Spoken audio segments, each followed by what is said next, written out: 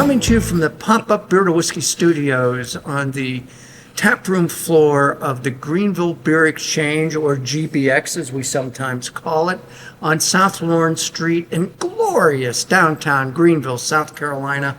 I'm Russ Heaps, and welcome to this episode of Old Guys and Old Movies.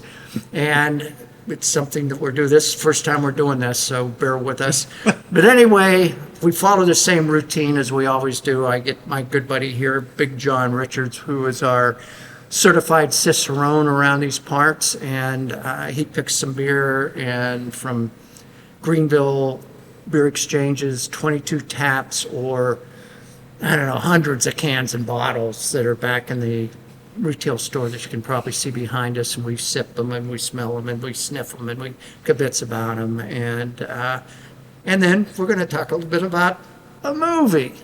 Big John. Well, we thought this was a fun idea, and Russ was like, let's try this. And I said, Russ, there's a couple of people that have looked at me and said, Big John, you should talk about pairing beer with movies. And I was like, well, that kind of sounds like a fun idea.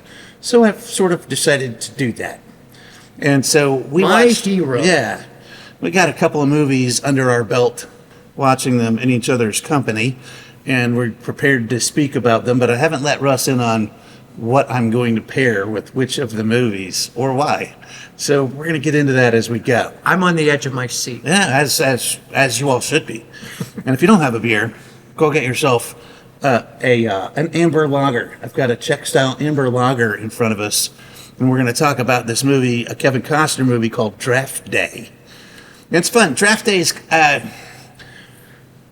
a fun movie, but it's a good movie. I will confess that I got a little misty-eyed at a couple of parts towards the end of the movie. It's touching, particularly when you hear the Brown. It's about the Cleveland Browns, and you hear the Browns fans going, Super Bowl, Super Bowl, Super Bowl.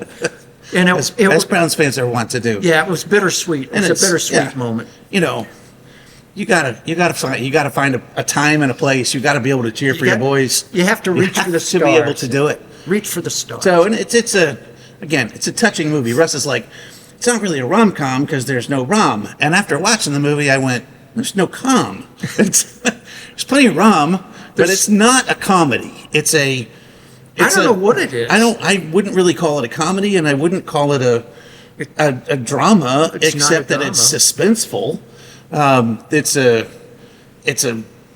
It kind of makes you think a little, and it's touching, and it almost feels like a Hallmark movie.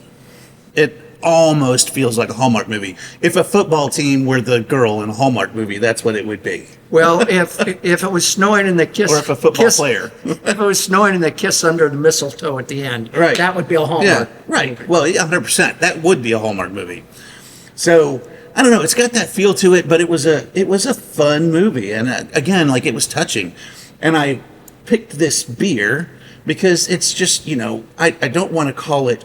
And I would not call this a fluffy beer. I don't want to call that a fluffy movie either. But it's just a movie. It's a story. Right. It's clean. It's easy to watch. It's storytelling, it's entertaining. It's entertaining. You don't have to spend a whole lot of time dissecting what's going on or what happened when you get done. They give you all of it, and that's why I picked this beer for that, because it's clean. It gives you everything you're supposed to get. You don't have to stop and think about it or wonder what you're having. You just drink this beer and enjoy it and call it a day. That's the way you enjoy this kind of beer. And we have a Bevy Bene beer, which is down in Charleston. They're another brewery that's basically making only lagers. And yes, it can't be a shoot without a telephone call. No, but I looked at that on the board. Yeah. And I thought, I'd like to do that. We're doing it. We're doing it. So I'm just as surprised as you are. They're one of our local guys, and still fairly small. So I don't know how big their footprint is, because they're only a couple years old down there. But they basically have been making only lagers, and they're doing a really good job with it. This is a really quality Czech-Style amber, which is how it got its name, Polotmavy, and It's just clean. It's a little bready sweet. It's a little bit of toffee. It's brisk on the finish without any real bitterness. It's easy beer, and that's why these two things would work together if you were watching a movie on your couch. And there's at least one other beer review from this brewery somewhere on the playlist. And I assume if they specialize in lagers, We did a Pilsner of some kind. I think we did their Italian Pilsner or could be one of their Pilsners, something like that. And I remember liking it, so I'm glad that we're doing it. All right, so that's my contribution to the program. I'm going to start sipping my beer while Russ talks about some of the movie background and what the movie is and why he decided he wanted me to watch that movie. It's John and I, a lot of times when we're out drinking, we talk about movies. And so I remember at some point bringing up Draft Day because John loves baseball movies, and I enjoy them too. So in passing, I just asked if he'd ever seen the thing, and he said no. And so he came over last night, and we watched this movie and another movie that we're going to also talk about in one of the episodes today. Which I was surprised to find out is not a baseball movie, because he kept talking about how much I like baseball movies. Right. So anyway, I like Draft Day for all the things that John talked about, and that you don't have to think a lot about it. And if you're like John and you go to the bathroom 12 times during the course of the movie, you can come back out and you don't have to feel like you missed a big car chase or a big action deal or whatever.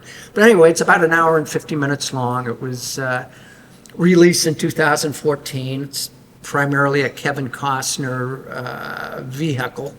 And Jennifer Garner plays the love interest in it, who actually shares office space with them. He became the, I guess... He's the general manager. Of the Cleveland Browns. Of the Cleveland Browns. And this is his second or third season, I think his third season, and the draft for the upcoming third season. His dad had been the coach. The entire movie, the entire hour and 50 minutes takes place during one day, beginning from the time that Costner's getting dressed in the morning until he goes home at night after the whole draft and everything is over. And in between, there are hijinks, and there is some hilarity, some things.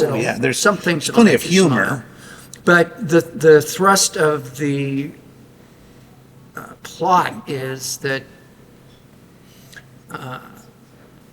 the owner of the team, played by Frank Langella. Yeah, Langella. He wants Costner to make a big splash, and he wants Costner to draft the number one pick in the whole draft. Cleveland has slot number 7, but he wants the number one pick. Just to be clear here, you're threatening to fire me, right? And the thing is Costner doing what he has to do to get that number one pick. And then how torn he is about, because he wants somebody else. I like Bonte Mack. He's special. He's different. Who to pick. Yeah, who to pick. Yeah. And that's sort of where that's where the rubber meets the road in this Yes. movie, Yes. and the secrets that you want to stop giving away. Yes. And you got to talk about what the plot is. Yeah. But the other little piece of drama is that Jennifer Garner's character plays she's in charge of the cap, of keeping track of the cap, that they stay under the cap, the salary cap that NFL has. And so they work in the same environment and have a lot of interaction. But anyway, they've been dating, and she wants more, and so that's kind of it. That's the plot of it. Right. It's an ideal, in my opinion, it's an ideal vehicle for Kevin Costner. I think he was a really good choice for that, because he's kind of low key, and he's Well, you know what? I agree. I think he plays the Kevin Costner person well in that, which is the person that he's played in all of his baseball movies, which may or may not just be him. But he does some stuttering, and he starts a sentence and then starts it back over again and then says what he wants to say, and does the Kevin Costner bit, which I've come shuffles his to feet. really like. Yeah, shuffles right. his feet a little bit. Yeah. Yeah. He's the aw shucks bashful kind Yeah. of guy, not a commanding presence and trying to be unassuming, and it is what it is.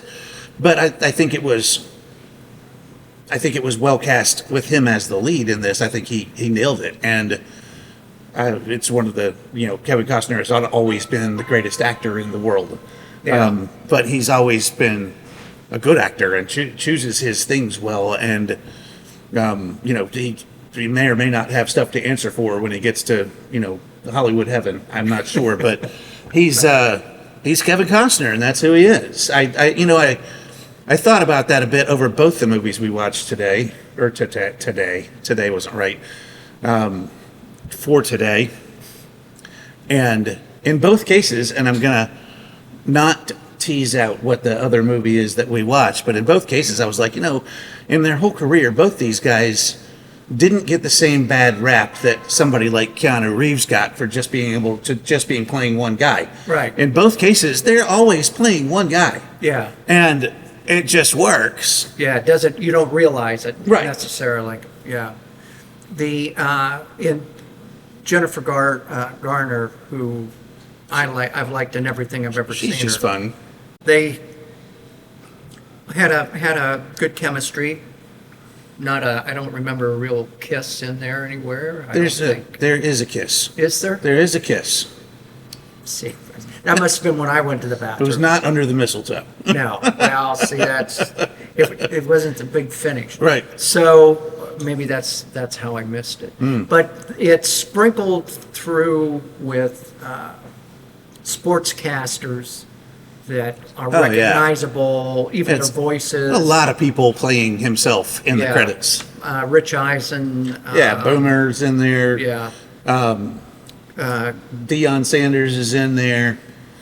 P. Diddy's in there. I don't know. He's being P. Diddy, but Right. I don't want to give away what he does or doesn't do, but Yeah. and this was shot from 2014. It's before he goes to jail. So it's, he was still somebody that people liked, thought a lot about. it's a lot of it. The only other thing I think is really pertinent is it's an Ivan Reitman film. That's right. I was contemplating or thinking about who produced it, or who's, whether it was Kevin Costner's, show, or whether he just got cast in it. But it's Reitman directed it, and goodness knows he's directed a lot of really good movies. Man, I went and looked down the list, and Russ brought up Animal House, which was a Reitman film. I didn't even know it was him. Ghostbusters, of course, is a big Reitman thing. I was listening to Stripes was awesome. I was listening to a book that Arnold Schwarzenegger wrote, and he was talking about Reitman giving him his first big break as a non-action hero person with twins. I mean, that was the first person that was willing to take a chance on him being a comedic actor.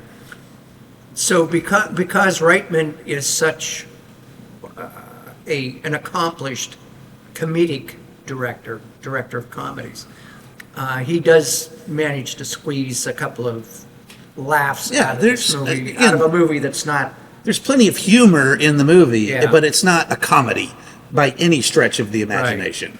Yep. So in my opinion, I would highly recommend it. I give it a beer up. Beer up. Absolutely. 2 beers up? 2 beers up. All right. I'm not pouring my beer out. So with that, shall we close Let's this do it. bad boy out? Come on. So damn lucky. See you next time. We had a great day!